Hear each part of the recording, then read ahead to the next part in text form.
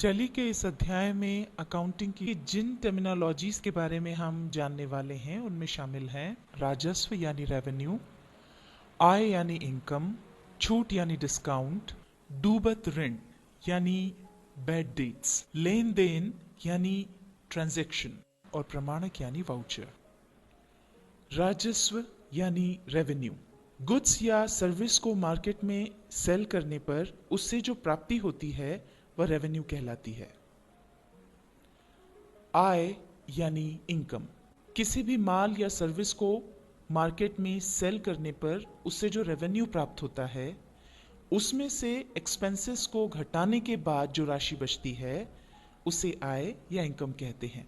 यह दो प्रकार की हो सकती है, डायरेक्ट इनकम यानी प्रत्यक्ष आय और इनडायरेक्ट इनकम यानी अप्रत्यक्ष आय। डायरेक्ट इनकम वो इनकम है जो हमें मुख्य व्यवसाय से मिलती है। मान लीजिए हमारी सोप इंडस्ट्री है तो इससे प्राप्त होने वाली आय डायरेक्ट इनकम कहलाएगी।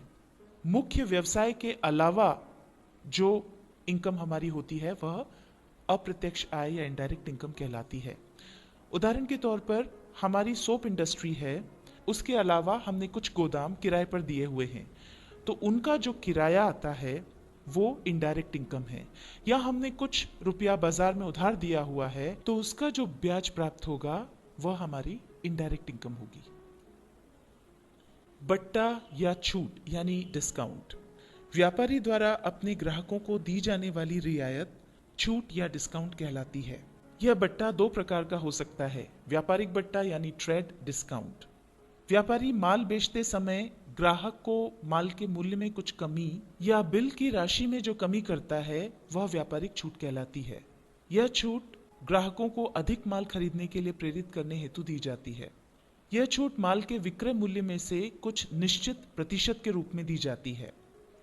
इस छूट को बिल में ही कम कर दिया जाता है। दूसरा है नकद बट्टा यानी कैश डिस्काउंट। व्यापारिक चलन के अनुसार प्रत्येक ग्राहक को एक निश्चित अवधि में भुगतान करने की सुविधा प्रदान की जाती है। अगर ग्राहक निश्चित अवधि के पहले ही भुगतान कर दे तो उसे कुछ छूट दी जाती है जिसे नकद छूट यानी कैश डिस्काउंट कहा जाता है। कैश डिस्काउंट के लालच में ग्राहक शीघ्र भुगतान करने के लिए प्रोत्साहित होता है। यह डिस्काउंट भी प्रतिशत के रूप में दिया जाता है। डूबत ऋण यानी बैड डेट्स, व्यापारी को उधार बेचे गए माल की पूरी रकम डेटर्स यानी देनदारों से प्राप्त हो जाए यह आवश्यक नहीं है। अतः इस उधार की रकम में से जो वसूल नहीं हो पाती है उसे व्यापारी का डूबत ऋण या बैड डेट्स कहते हैं। उदाहरण के लिए व्यापारी को सोहन से 600 रुपए लेने थे, किंतु सोहन के दिवालिया हो जाने से उसकी संपत्ति से 400 रुपए ही वसूल हो सके। ऐसी स्थिति में 200 रुपए डूबत ऋण या बैड डेट होगा। यह व्यापार के लिए हानि होती है। लेन देन यानी ट्रांजैक्शन, व्यापार में माल संबंधी क्रय विक्रय और वस्तुओं का पारस्परिक आदान प्रदान होता है। ऐसे सभी लेन देन मुद्रा में होते हैं या मुद्रा द्वारा मापे जा सकते हैं। मुद्रा का भुगतान तुरंत या भविष्य में हो सकता है। व्यापारी द्वारा किए जाने वाले सभी आदान प्रदान लेन देन कहलाते हैं।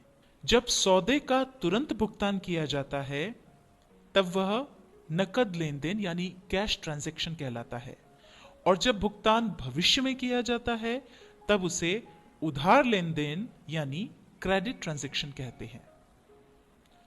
प्रमाणक यानी वाउचर, व्यापार संबंधी सभी व्यवहारों व लेन देन के प्रमाणों के लिए जो डॉक्यूमेंट्स दिए या लिए जाते हैं उन्हें प्रमाणक यानी वाउचर कहते हैं।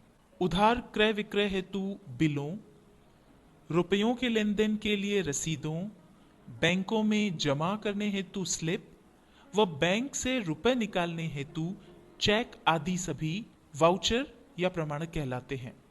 इनका जरूरत पड़ने पर प्रमाण प्रस्तुत करने में उपयोग किया जाता है।